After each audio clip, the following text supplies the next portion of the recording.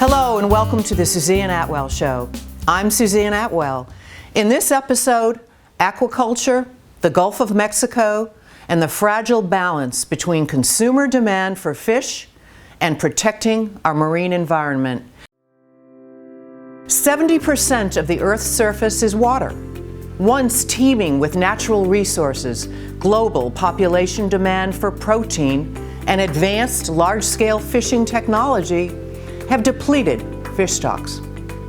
According to United Nations research, 33% of the world's wild fish stocks are overexploited, meaning the amount caught exceeds the rate they reproduce and their populations are declining. Aquaculture is taking some of the pressure off the depletion of wild fish stocks. In fact, global aquaculture supply now exceeds wild catches. Meanwhile, an alarming 90% of the seafood we eat is imported. Of that, over half is harvested from overseas aquaculture. However, that number is misleading, according to an op-ed published by the National Academy of Sciences, because much of the seafood that is imported is actually caught in U.S. waters, processed overseas, and shipped back. The 90% that is often quoted does not account for that. When factored in, the report estimates 35 to 38% of seafood consumed in the United States is from domestic catches. States control the waters up to 3 miles offshore the U.S. coast, between 3 and 200 miles out. It's under federal jurisdiction. Attempts to introduce aquaculture in the U.S. federal waters have been thwarted by activist concerns about the impact on ocean ecosystems and wild fisheries. That could soon change. A pending EPA permit could lead to the first ever commercial aquaculture in federal waters in the continental United States. And get this, folks, the test pen would be moored right here, southwest of Sarasota, in the Gulf of Mexico. Kampachi Farms, LLC, a Hawaii-based aquaculture company, is the applicant. An EPA permit would, quote, authorize the discharge of pollutants from an aquatic animal production facility, end quote. In other words, fish poop from a fish farm. Kampachi Farms is now rebranded as Ocean Era. According to their website, they have conducted offshore aquaculture trials and tested numerous state-of-the-art technologies. Called the Valela Project, the beta test was done in Hawaii. The fish were caged in a futuristic-looking aquapod that drifted in currents between 3 and 70 miles offshore from the Big Island. The Valela Gamma test used the same net pen, but included a single-point mooring 6,000 feet deep and 6 nautical miles off the Kona coast. Valela Epsilon is the name of the Gulf of Mexico project. Unlike the drifting pen used in Hawaii, the Gulf pen will be fixed 40 nautical miles offshore, southwest of Sarasota. The single net pen is about 56 feet in diameter and 23 feet high. It would be anchored at a depth of 130 to 135 feet. This is where the story takes a local turn. The fish, the almaco jack, is native to the Gulf of Mexico and other tropical waters, and none other than Mote Marine will provide the fingerlings. Almaco jack, also known as the Kona Kampachi, is a member of the amberjack family. According to experts familiar with the market, over 500 tons of Hawaiian-raised Kampachi are sold domestically every year. If approved, 20,000 almaco jack will be raised here each year. At an EPA hearing held at Mote in January, environmental groups protested and expressed concerns about the impact on red tide. Mote's head aquaculture scientist, Dr. Kevin Main, is a well-known advocate for aquaculture and spoke out during the hearing in favor of the project, saying, Quote, time is of the essence in developing U.S. marine aquaculture. We need to do this. We asked Moat about red tide concerns, especially since Moat is getting an $18 million grant from the state of Florida to fight red tide. Communications spokesman Kevin Cooper had no comment when asked specifically about being part of a project that could impact red tide. Still, there are legitimate concerns about our dependence on imported seafood and how we're going to meet the growing demand for fish in the future. To learn more, we spoke via Skype with the CEO and founder of Kampachi Farms, Neal Sims. Welcome, Neal. Tell us, why did you start this project? We believe that it's a question of food security. It's a question of being able to monitor the environmental impacts here in our waters. And we believe that it is important for American consumers, for their food safety, to be able to have the rigorous standards that we have here in America, to have those apply to our seafood production. Why did you select the Gulf of Mexico? Weren't things going great in Hawaii? What we wanted to do in the Gulf of Mexico, because we feel this imperative that the US needs to grow more of its seafood, and the Gulf of Mexico is a logical place to start to grow this industry. But we realized that we needed to get the support of the local fishing, boating and diving community for this. And the best way to do that was with a very small demonstration project where people could see for themselves. It wasn't enough for us to go there and us to tell them, hey, in Kona, people love this idea, you guys should love it here as well. No, we realized that the way to really help people understand that offshore aquaculture is not only something we should be doing, it's something that people are going to learn to love. Tell us more about the fish itself, the Almaco jack. What are you proposing? We're proposing to culture the Almaco jack, or the Kampachi, as it's known in the sushi trade world. And this is a fish that's distributed throughout the warm tropical waters of the world. It's in Hawaii, it's in the Gulf of Mexico, it's in Mexico down through the Caribbean. And in the wild, it's an okay fish. It's very rarely eaten here. It also has a history here of having parasitic worms in the flesh. And so the wild fish is considered trash. It's thrown back by fishermen here. And in any case, it only has about 4% fat in the flesh. And so it's kind of a snapper quality fish in the wild. But when we culture this fish, it becomes what some people have termed the Kobe beef of the sea, because they become very chubby and buttery, and it's a really rich sashimi flavor. A lot of local folks don't think Moat Marine should be involved in this project. Tell us about your relationship with Moat.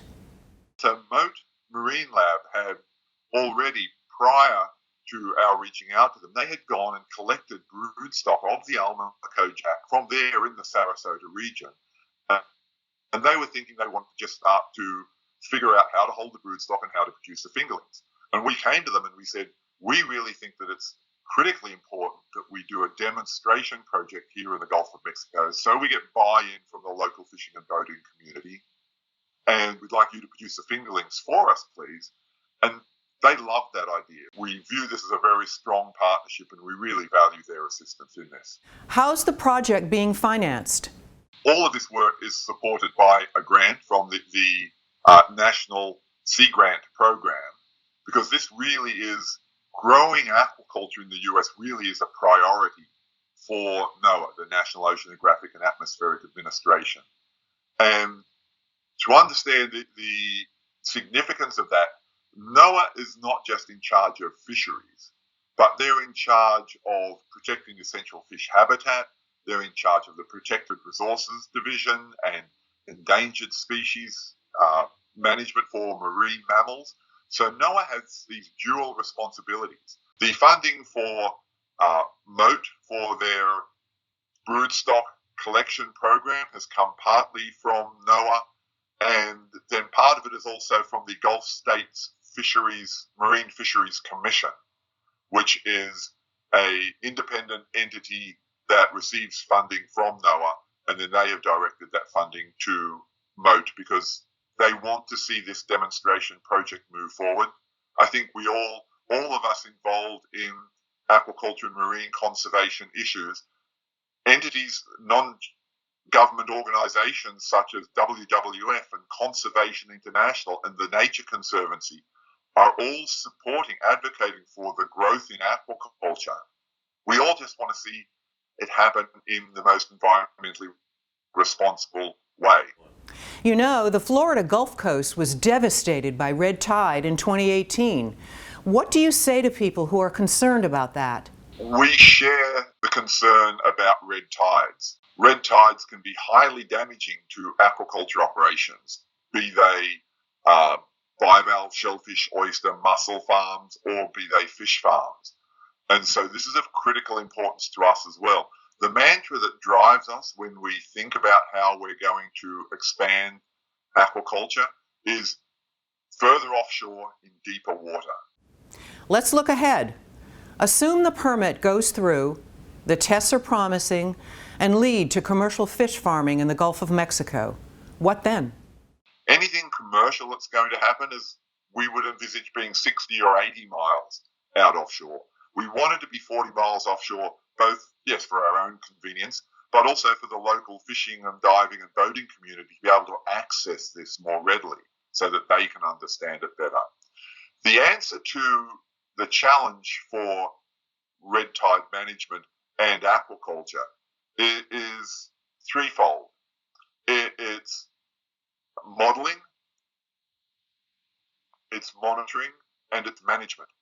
The modeling is just, there are scientific models based on the amount of food that you provide to the fish, gives you a measure of how much nitrogen will go into the water and phosphorus will go into the water, and then how rapidly that will be absorbed by the surrounding ecosystem. The monitoring is something that we would readily accept and we would expect of other aquaculture operators in these waters as well, is that we want to be able to monitor the nitrogen and phosphorus levels around the farms because we want to be able to validate those models and we want to increase our understanding about how the fish farm works within the assimilative capacities of the ecosystem. And then the management aspect of it is something that we want to have NOAA or EPA with a management plan. We don't want to see unrestrained growth. We as industry want to have a robust rule of law over this industry. We have to grow this industry. We can't just sit on the beach and wish for fish to drop out of the sky. He's got a point. Fish are not about to start falling out of the sky. But there are alternatives to open water fish farms. Our next guest is the founder and executive director of the Recirculating Farms Coalition. We asked her about aquaculture. Aquaculture itself isn't problematic. Just like any other type of industry, there are some sustainable and smart ways to do it and others that are not as good. And so unfortunately what's happening off of Sarasota, Florida is the kind that is problematic.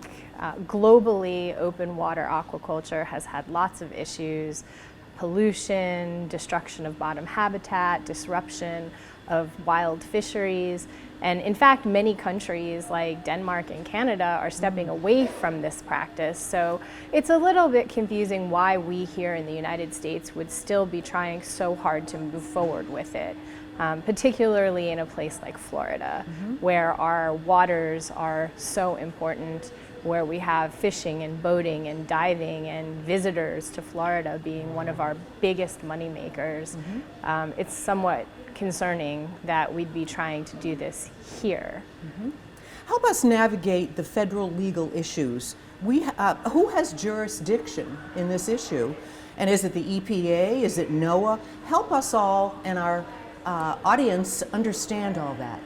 So environmental issues in the United States are very fragmented, and we have a patchwork of different agencies that control different resources. So for example, fisheries are often controlled by National Oceanic and Atmospheric Administration through their sub-agency National Marine Fisheries Service. But if those fish are endangered or if there are interplay with, say, turtles or dolphins, marine mammals or turtles, other agencies get involved. And so in this particular instance, there is no federal law on open water aquaculture, and so jurisdiction, meaning which agency controls it, is not clear. Thus far, the National Oceanic and Atmospheric Administration, or NOAA, has been claiming authority because they work with fisheries, and so does National Marine Fisheries Service. But there are so many issues like pollution that could come under the Environmental Protection Agency. Yes. There is interplay with other resources, so U.S. Fish and Wildlife. When you anchor something to the ocean bottom, the Army Corps of Engineers is involved. So there could be a patchwork of agencies, and I think that's right, actually. You know, that's how we control a variety of things, and each agency has their own expertise. And so having them all work on an issue like this, I think, is smart. The question becomes, who's the lead agency? And so in states like Florida, aquaculture falls under the Department of Agriculture. And so there's some question about whether in federal waters or nationally, whether U.S. Department of Agriculture should have the primary lead on this.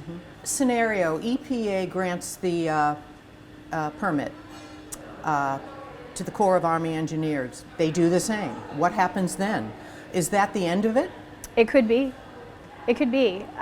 You know, there has been some concern that the Army Corps of Engineers isn't going to go through a public process like the EPA did, and that permit might just issue. So if EPA issues a permit and the Army Corps of Engineers issues the permit, right now there isn't any other planned oversight that we're aware of. So that pen might be floating in the water very soon.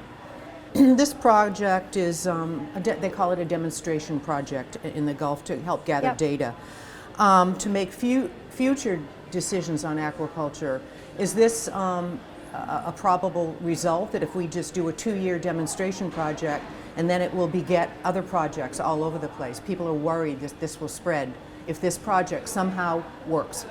Well, so that's the point of this project. Nobody's hiding that this in fact is meant to be a pilot, a way to determine whether or not this could work in the United States. I think the issue is that this isn't really a pilot project.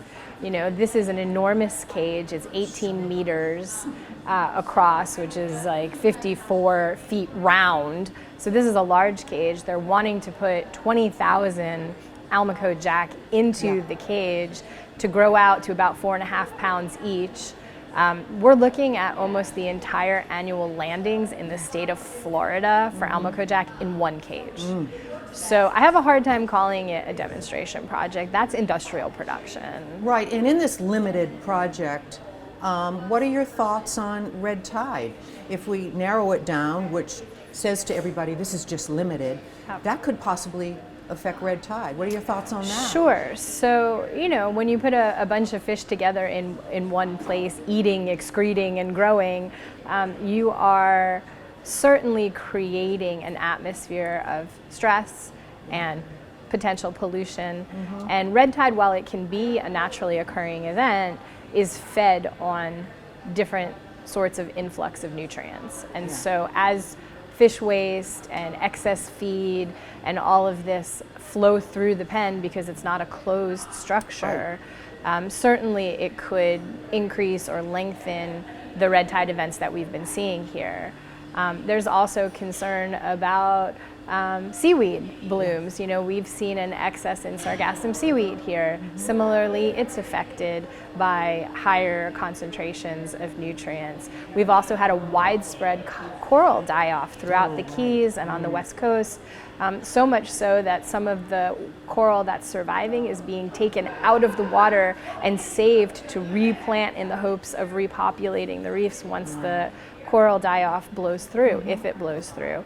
So it seems like very strange timing to be doing a project like this off the coast of Sarasota. Well, you know, it's interesting. There are a lot of other ways to raise fish besides in the open ocean. And in fact, it's being done successfully all around the world. So my organization, Recirculating Farms Coalition, supports sustainable, smart aquaculture. And that can be done on land. It can be done in a way that's using otherwise unusable space. It can be done in a way that doesn't interact with the natural environment. It can be done in a way that supports our local coastal communities and fishing communities. So I think that would be smarter and more thoughtful way to increase domestic seafood. Mote Marine just hosted a public meeting on this whole issue recently. What are your thoughts on their participation in this? Well, you know, Mote Marine is very skilled at all things fisheries, but it's fairly disappointing that they seem to be supporting this project. They are upheld as one of the premier marine resource entities in the state of Florida. And so them getting what seem is that they're getting behind this project is confusing and concerning, because I would think that they would be most concerned about our wild fisheries and habitat. And it's, you know, it's clear globally that open water aquaculture has not been a successful project worldwide, and I don't know why they would want to bring that to Florida. Marianne also tells us they will be closely watching what happens as the permitting process goes forward. Another person who is watching closely is local environmental advocate and attorney Justin Bloom. It's going to be located about 40 miles offshore, which, as we're learning more, is where typically red tide blooms are initiating.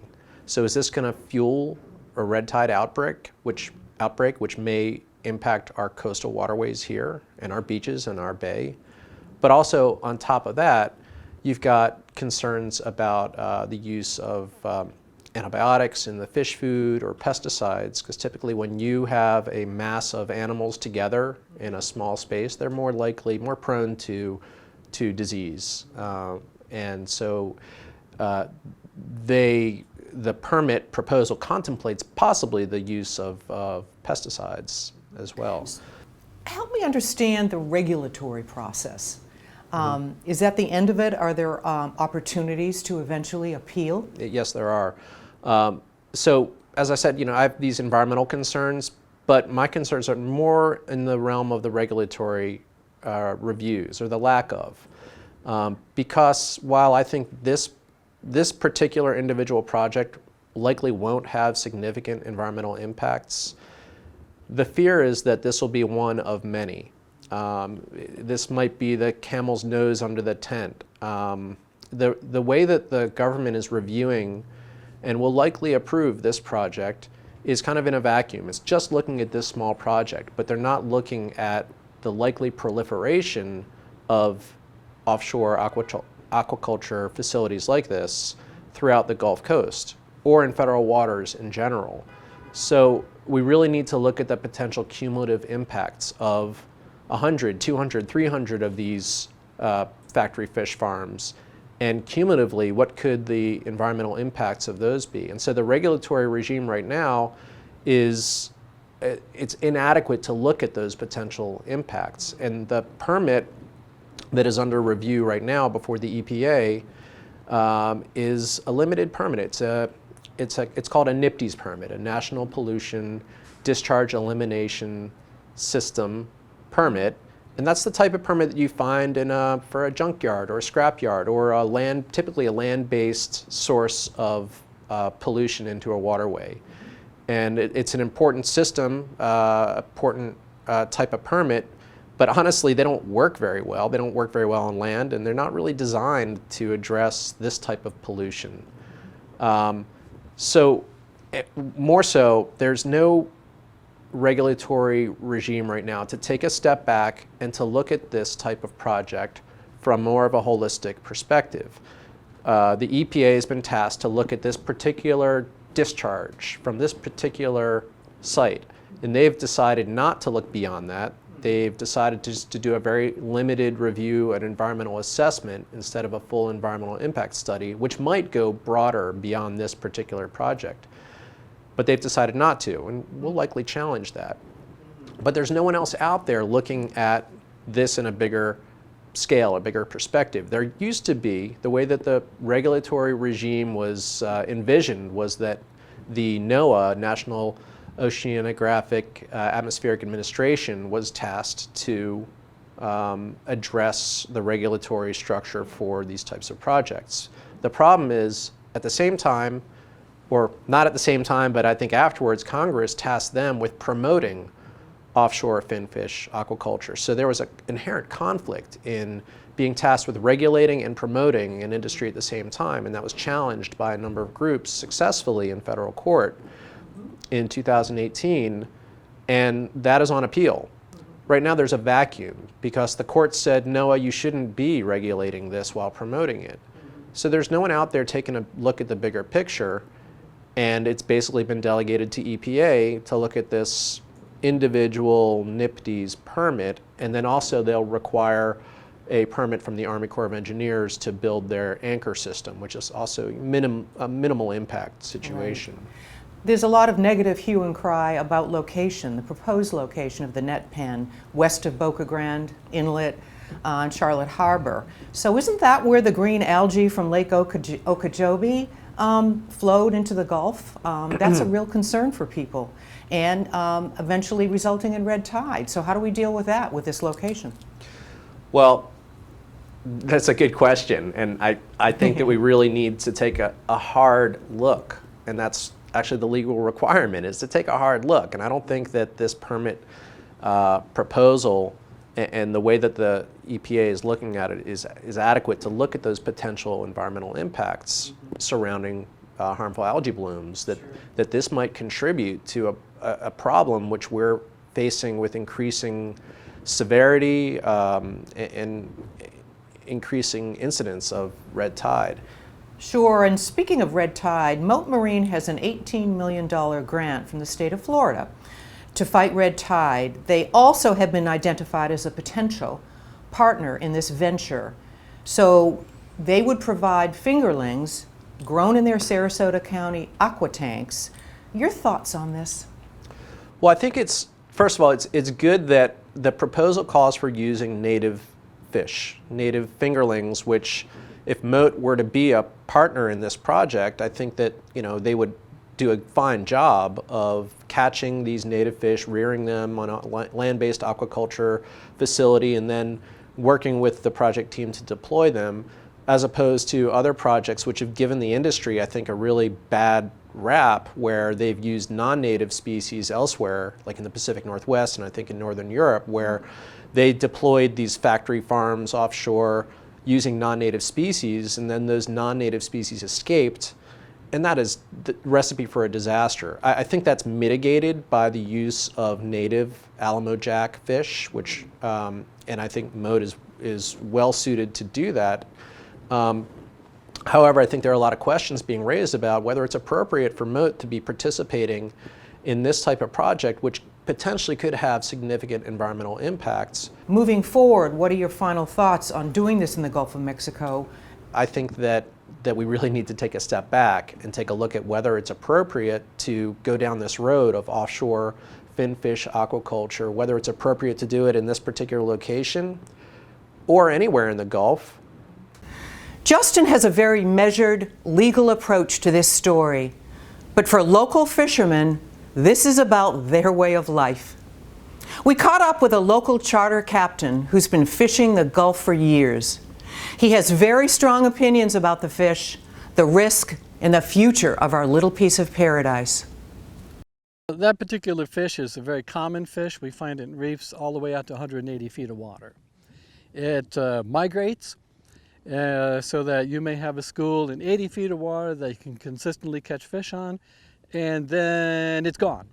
Where does it go? I don't know. They appear in 30 feet of water. Then they're in 160 feet of water. So they move around a lot, which is a problem because if a fish is sick or a school of fish is sick, they move around, they spread the disease through a very large portion of the Gulf of Mexico, north and south, east and west, into different fisheries. So if we're going to permit a process that concentrates these fish together, and they happen to get a parasite infection or another kind of infection which might need to be treated, with an antibiotic, how do we quarantine these sick fish? How do we keep them where they are? Yes, they're in a cage, but what about the fish that swim into the cage, get the parasite, and leave and infect other places? So you think this area due east of Boca Grande, really close to here, not a good idea. And why are they doing that? So why would they put it there? It's a big question. In Hawaii, where they've done a similar operation, the water is oligotrophic.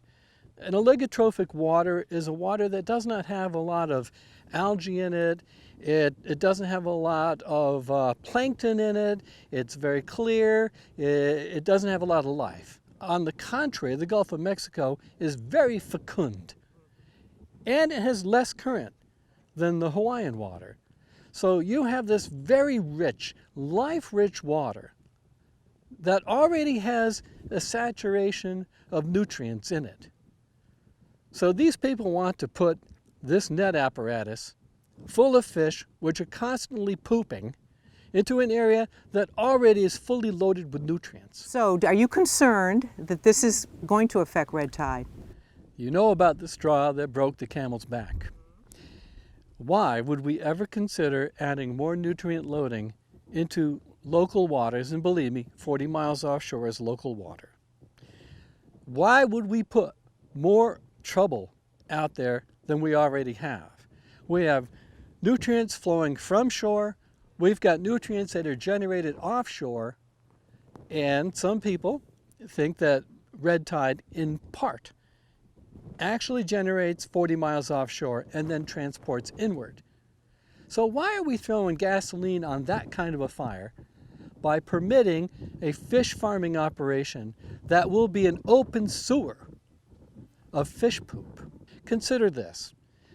The United States government spends millions and millions of dollars to preserve and enhance the fishery in the Gulf of Mexico. Our state spends the same amount of money. Our county and other counties in Florida spend millions and millions of dollars to attract tourists here. It's based upon a healthy resource, a healthy ecosystem here. Would we want to jeopardize that by polluting it? Captain Wayne definitely has strong feelings about this, as many of us do. Is aquaculture the right move? Bivalve clams and oysters in our estuaries that actually clean the water? Absolutely. Land-based circulating? Absolutely. Deep water offshore in the cool waters of the Atlantic or the Pacific? Maybe. In the shallow, warm waters of the Gulf of Mexico, just off the coast of a state dependent on tourism and clean water? I don't think so. How about this? Instead of spending millions of dollars on state money, on experiments growing fish that dump toxic waste into the Gulf, let's see some results on the millions being spent to mitigate red tide. We can't afford to risk another disaster like we had in 2018. You can learn more about this story by going to oceanera.com, suncoastwaterkeeper.com, moat.org, recirculatingfarms.org. And you can also watch this episode and all our past shows on my website, SuzanneAtwell.org, as well as our Facebook and YouTube sites. That wraps up another one. We hope you learned something and enjoyed the show. We appreciate you watching, and until next time, I'm Suzanne Atwell. We'll see you around town.